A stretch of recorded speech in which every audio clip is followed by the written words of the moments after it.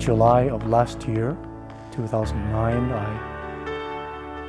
they found on a brain MRI scan 3 small pea-sized tumors, metastatic tumors. They found that it had cancer cells in it. And so I was given the diagnosis of cancer, leptomeningitis, really the worst possible prognosis on an end-stage cancer. They told me at that time that without treatment I had 4 to 6 weeks, and with good response to treatment, perhaps 4 to 6 months. Here I was, now a broken earthen vessel because of cancer.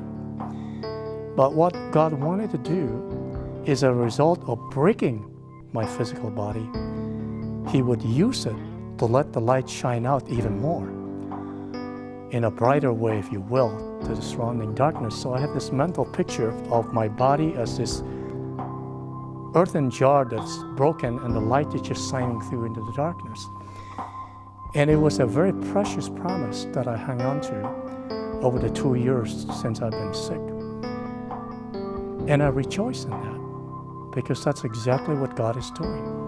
The Lord has opened opportunities for us to invite colleagues and staff, fellows and residents into our home, just to share our cancer story and how Christ is making a difference.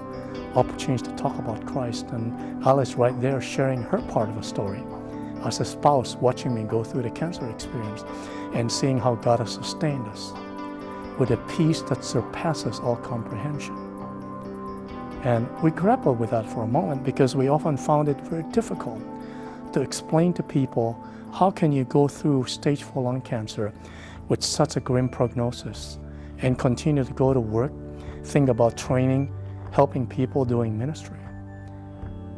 Because of the peace that God has given us.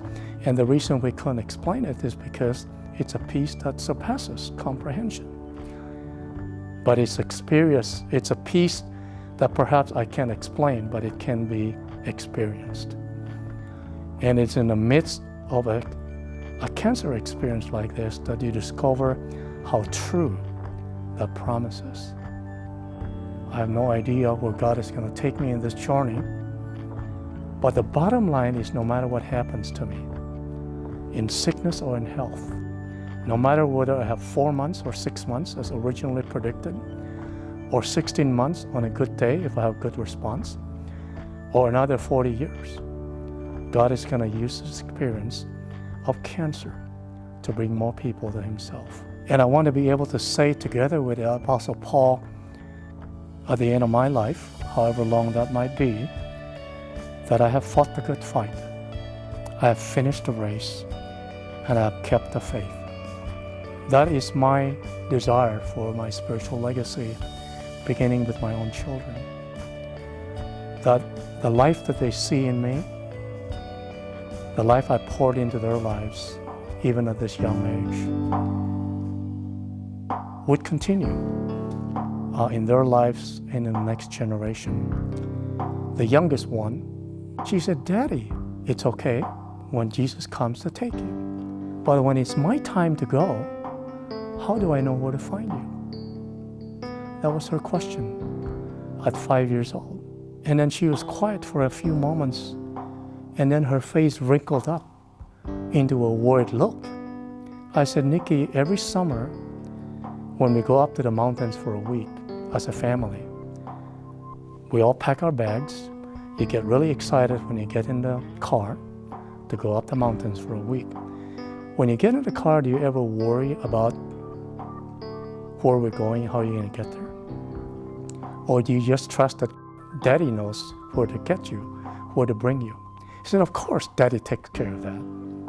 And I said, "That's exactly what you need to do. You may not know where I am in heaven, but Jesus knows where Daddy is, and He'll take you right there."